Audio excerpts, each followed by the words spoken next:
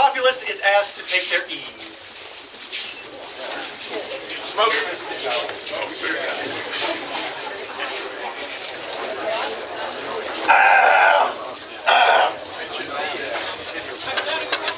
This begins the saga of Amber Fairhaired and Ailgheanan Stormdog. And the glorious rule of Kenneth, the first of his name, and Sabine the beloved, is cut tragically short by foul villainy. The ebon thrones sit empty, the seasons change. But before this heinous turn of events, let us set the stage. Louder!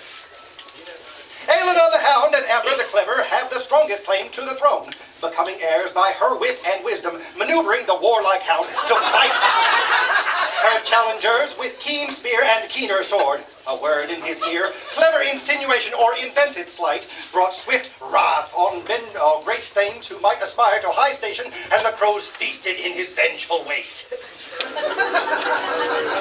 So it came to pass that no living man or woman had greater word fame or stronger claim, and King Kenneth and Queen Sabine, the treasured monarchs of Meridies, acknowledged Amber and Ailgheanan to be peerless in their right to be heirs. Ailgheanan, tall and strong like ancient ash, was also thick between left and right ears.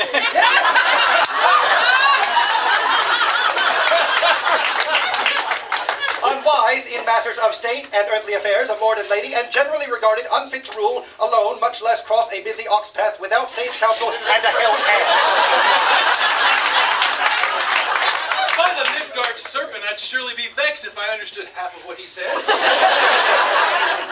Great Jarl, King Uther of Glenavon, has won so many more battles than you.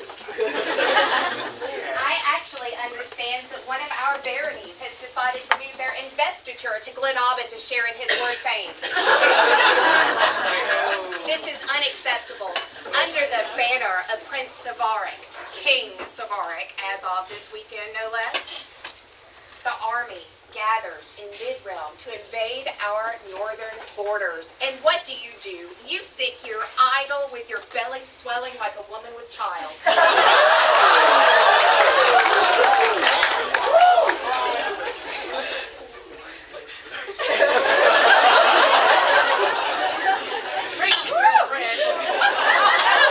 And you do nothing. Is this true? Highness, you are fat. Well, by Thor's hardened hammer, then, prepare my warband and make ready the fleet, for we shall avenge these wrongs.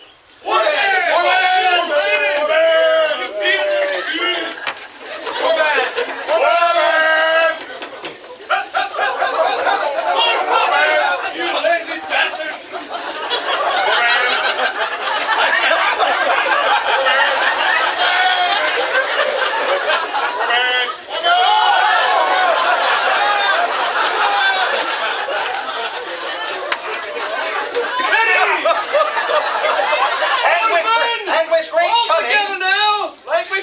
In the tube! Room!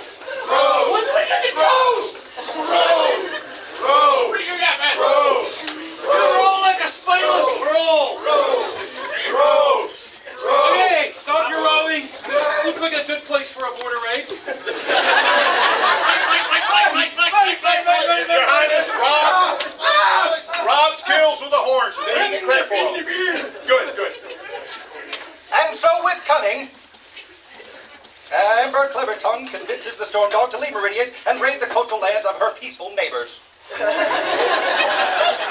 And thus we find Amber Goldmane, the sole heir at court, when murder and sorrow befalls King Kenneth the Stoutheart and the beautiful Queen Sabine. what shall become of great Meridies? Their royal majesties have fallen. The throne lies barren as the mind of Prince Ailgheanan.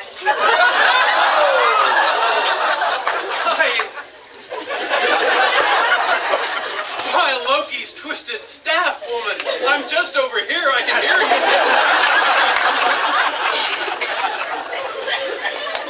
Exclaims Ailgheanan, as if awakening from a dream or a fit, or possibly because he's simply a bad actor and cannot. But our story continues. The thrones cannot sit empty for long. For the good of the land, rule must continue. The hound is abroad. Away. Away. By Woden's one-eyed wondrous death spear. You get one pedicure, and apparently they're questioning your masculinity for the rest of your life. I'm not a fraud. Don't go there. What His Highness meant to say was, Woden one-eyed spear, and abroad means away, you metrosexual buffoon. What it actually meant to say was, Your Highness, metrosexual buffoon. Better. As if that brief and vulgar moment in time never happened, we continue. Kevin, the law speaker, enters the throne room to discuss important matters with Princess Amber. Princess Amber, we must discuss important matters. Look, the winged victory of Samothrace over there. The winged victory? Savok told me about that when his belt and hair were both red.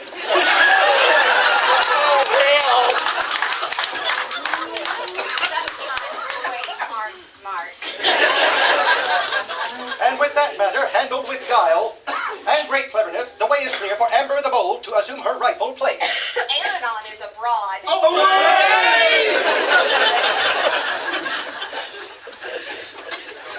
Keep looking, Master Kevin. It's off that way somewhere. And thus, independent like Sigrid Tostadotter, Amber Storatha assumes the rule of Meridies. Think no ill will of her, for Storatha means the haughty, or the proud, or the ambitious, or the strong-minded, all values cherished by Viking culture. Where is my crown? Shouldn't there be a crown around here somewhere? Everybody look for a minute. Look under your seats, please. Everyone? Anything? Her clan and attendants search high and low for the crown, but their search is in vain. I'm looking for the really pretty gold ones that Duke Max made. Has anybody seen them? Still, she rules the land and court wisely. Meanwhile, abroad...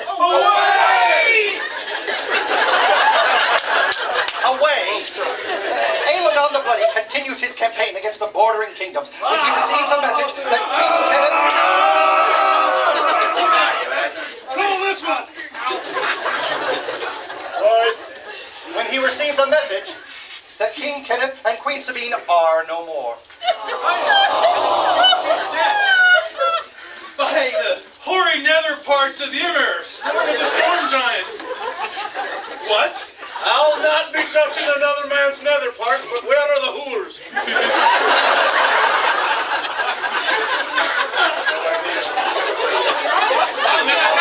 I didn't see you there. Have you seen the winged victory of Samothrace? The what?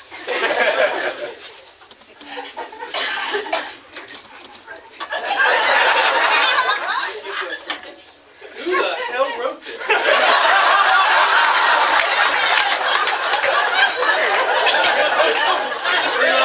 I actually really like this line. You're just in time to give me my kingship and crown. The laws and traditions of ancient Meridies dictate that you must have a queen in order to be on the throne. You see, this now. was just a very Everybody do something about that. Hold on! Hold it, boys! No need for violence. There's always need for violence. Master Kevin, look! A bloody great statue of a headless woman with some boobies and wings. a victory!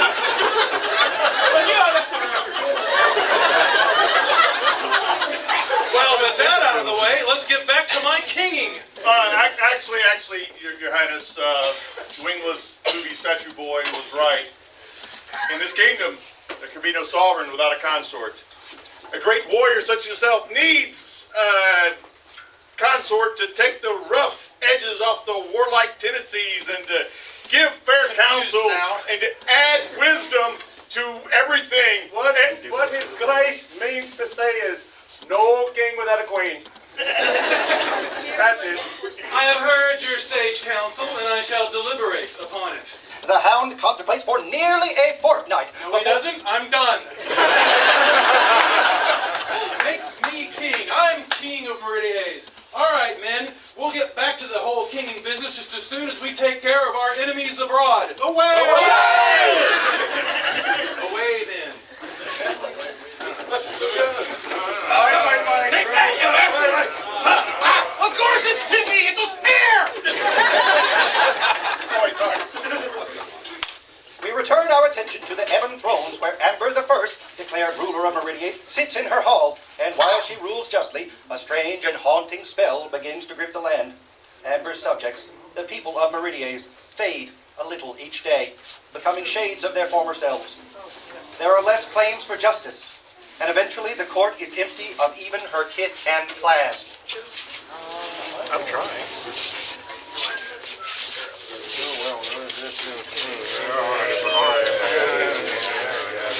While away, Ailgheanan's victories are fewer than before. His warband grows weary, and his thanes return to their homes. Soon he is left with little recourse, and dejected, the fleet sets their prows toward Meridies. I don't want to row anymore. Shut up, you row! Shut your gob, you tit! Row! Stop that man! Boys, keep going.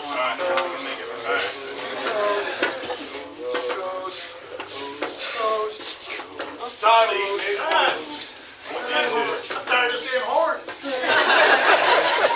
Hey, Robert, get rid of those horns. Hail, Prince. Are you the triumphant Caesar come home to claim your throne? Well, I've already claimed my throne, but I'm no Caesar, more like Valens. I've met my Hannibal and I've walked through my Teutoburg forest. Since I've disregarded the good counsel of my friends, all I have met is ruin and defeat. So I come home like this. See the empty court? Look about you. Something is amiss.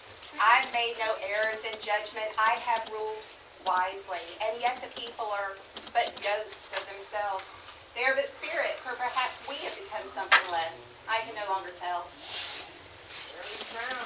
Let us brood upon it.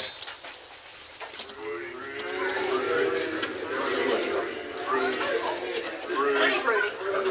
Disclaimer, not to be confused with breed. Time passes. Winter's harsh grip on Meridies lessens, then relinquishes. All around Ailgheanan and Amber, the snows recede and the ice melts, but not in their hall. The season's wheel turns. King and queen, in name only, they rule over an empty kingdom. Master bards cannot find their pitch, and harmony is lost to the world. Day turns to night, the honey is sour, and the bee bitter. Amber the nimble can find no joy in the beauty and grace of dance. Ailgheanan's strong spear experiences no thrill in hot battle. Night turns to day, each retreats into the recesses of her own mind, lost to the other and lost to their people. Time passes, and one day they look up and are shocked and surprised to find spirits have materialized before them. I'm shocked. And surprised. See spirits who have materialized before us. Why come ye, to torment us? But not to torment, but to teach the spirits of long tradition. Just saying. Good move. Your Highnesses. Majesties. Highnesses. While you may yet be the rightful heirs and declared yourself sovereign and ruler, you are not king and queen. The sad state of your kingdom shows you have not embraced the values of law and tradition. You must understand, law creates order out of chaos. Law binds the kingdom together and provides a structure in which mankind can coexist in a civilized manner. Traditions Strengthen and intertwine with law, enhancing civilization, particularly in a southern kingdom like Meridies.